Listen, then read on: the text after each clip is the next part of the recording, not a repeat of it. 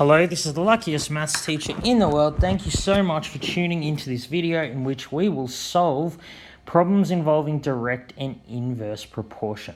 So let's look at this first example. Teenagers paid an hourly rate for work. They work 5.5 hours, earn $100.10. How many hours must they work to earn $637?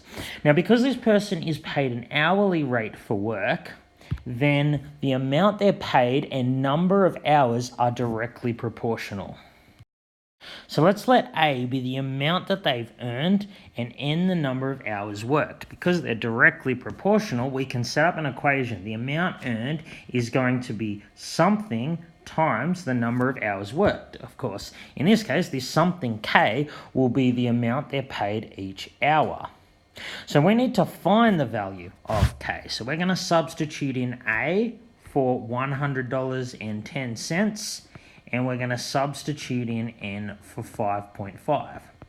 So we can find K easily. We just go $100.10 divided by 5.5, which is equal to 18.2.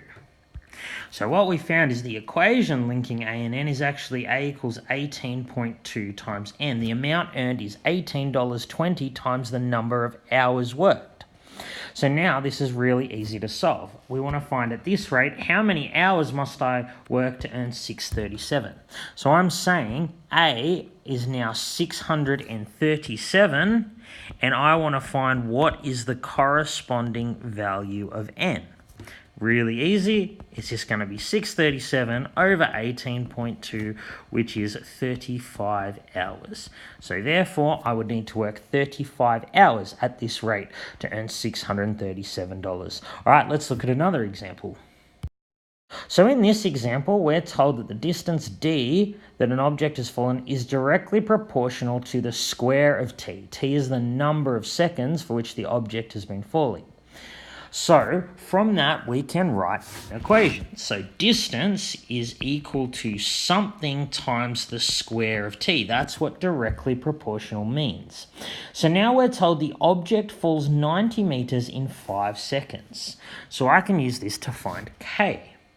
I can just substitute in d for 90 and t for 5. So I would get k is just 90 divided by 5 squared, 90 divided by 25, which is 3.6. So my equation linking d and t squared is d equals 3.6 times t squared. So now I'm asked, how long will it take to fall 200 meters? Well, again, this is easy. It's just saying d is equal to 200. What will be the value of t? So I just go 200 divided by 3.6 is equal to t squared.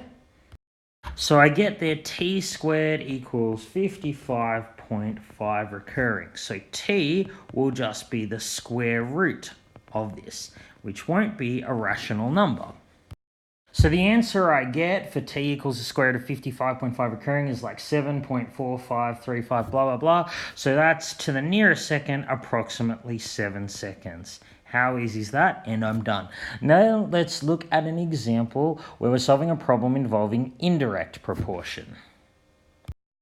So let's say at the gym, the number of reps I can bench press is inversely proportional to the weight of each rep. So again, we need to define our variables. So let's let N equal the number of reps and W be the weight per rep. So they're inversely proportional. What that means is N equals some number over the weight of each rep. So now to find K, I can simply substitute in the values I know. 6 reps, N equals 6, 40 kilos, W equals 40. So I have 6 equals K over 40.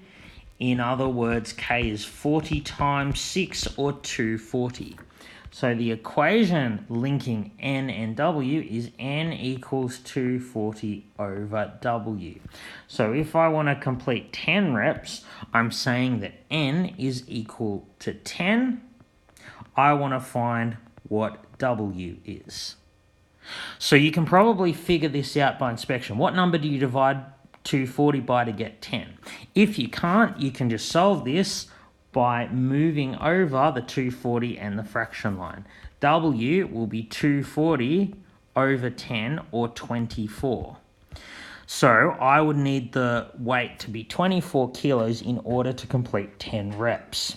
So I just want to point out, this is an example I use to highlight solving a problem using indirect proportion. But in reality, these numbers wouldn't make sense if they were directly proportional, because this would mean that at 1 rep, the person could lift 240 kilos, which is probably not realistic if they can only do 6 reps at 40 kilos.